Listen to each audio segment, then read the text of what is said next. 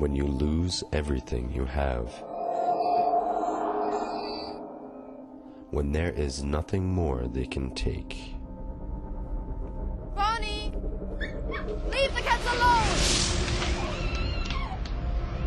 When you are ready to give up,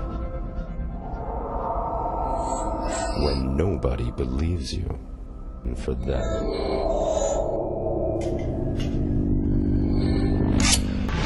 there is only one chance to survive. You have to stand the pain.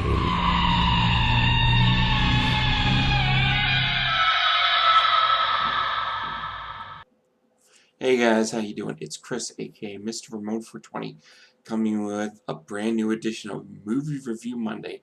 I know it's been a while since I've done one, but you guys know the reason why I haven't been on here. I hope you do. So yeah, here's the situation with the videos this week. I'm basically going to be putting up one every single day. I'm going to try to put up 3 reviews this week, plus maybe a contest entry, and if I can, DVD update. I'm trying to get a lot out because on Saturday is my birthday. So yeah, I want to celebrate and get it out of the way, so I'm not going to be posting anything. I just want to, have a good time on my birthday and have a small little cake and some candles and maybe some fun. Who knows? Who knows what I'll do? Woo! Party! Party! So enough about that. As I told you in the beginning, it's Movie Review Monday, and as you can see from the trailer I was talking about that I showed you, it's going to be a pretty bloody one. And it's from one of my favorite German directors, Olaf Inbach, and the film is called Der Divorce. Now, this isn't his newest film. The newest film is No Reason, and I believe Scotty, aka Willie Mark 1, actually talked about that. I remember one night when Scotty sent me an unlisted video, showed me a couple clips of Beyond the Limits, and this bad boy right here, and all. I was like, I have Beyond the Limits, but after I saw it, I was like, ooh, I gotta pick that up. Oh, because the clips were just really wrong. Just so wrong. So as you can see from the title of the film, it is going to deal with the divorce. And the premise of the film is a woman who has 2 children, both in her teens, and is dealing with the very end of a divorce with this real asshole of a guy. He's just a shithead. Fucking asshole. Unfortunately, he does have visiting rights, and he takes them on the weekend, and she's left by herself in the house, and all of a sudden, few things happen. She has a dog, and it goes missing. It goes out missing in the cornfields, and she hears some whimpering in the background, and doesn't really know what's going on. And all of a sudden, she comes back in the house, and decides she's going to call the cops or someone, find out what happened to her dog. She hears some whimpering as if something really bad happened to the dog.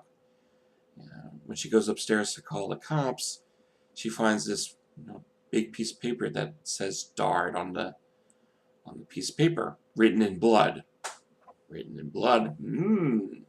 So the cops come and they say it's nothing really they can really do anything about it, and they take the note and they go on their way. They call her back and they actually tell her that the Dard is actually Persian for pain. So you're trying to like, what's going on? Something pretty interesting. So she's having a tough day, and she decides, she calls up the husband and says, listen, why don't we meet, go to the festival and have a good time, and maybe talk about a few things, because she doesn't want to be truly in just a bad situation with the guy.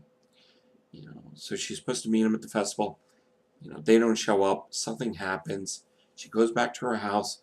All of a sudden, he shows up on the back porch with a big ass bloodstain in the stomach. She calls the cops, and all of a sudden, he's magically gone. It's the body's not there, and the same cops come back, and You know, they say, this, you know, we don't really believe you that he's gone. And then all of a sudden, the film becomes, it turns to a 180 where you find out the husband was involved in a pretty nasty drug deal. A whole bunch of people are trying to look for him. But unfortunately, these people are really not nice and just torture the living shit out of this woman.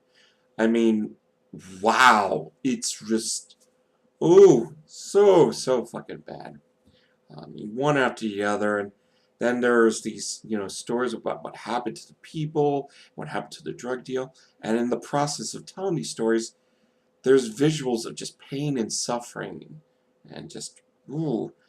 It's not a long film. And basically, I kind of don't want to tell you what happens to the, mother and the kids. And it becomes not so much disturbing as a little confusing. One of the big problems, with my edition and the copy I had was for the last 20 minutes, the audio on the film was just, I guess, drowned out by the music.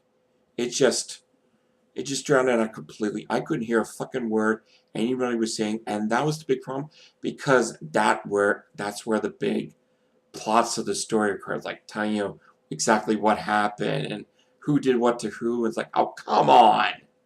So that was a big problem. If you're not looking for an Oscar-worthy performance by anyone, this is a film for it. It's not the worst film, but it's not the best. As for being gory, it's there. There are some extremely vile parts to it, just dealing with intestines and, appendages. Yeah, it just all around really vicious and really violent. Definitely, it's a great addition to my library. But as I say, it's not the best film, but it's definitely worth the shot. Check it out. Give it a shot. It's extremely bloody, extremely gruesome. If you're not looking for the best plot, but you want something that's going to keep you entertained for a while, I think this will do the trick. Dardiverse was definitely one I am happy to have it.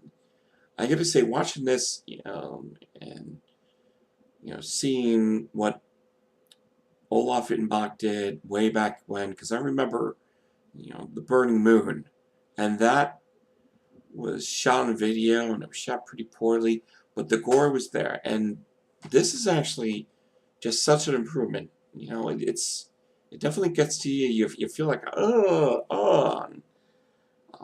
It's, as I said, it's a great addition to my library. I think it's one that you'll enjoy too. If you can get a chance to pick it up and buy it, go for it. And of course, you have to look for the uncut, uncensored one because I'm pretty sure the rated version is gonna take a lot out. So you have to look for the one with the girl on the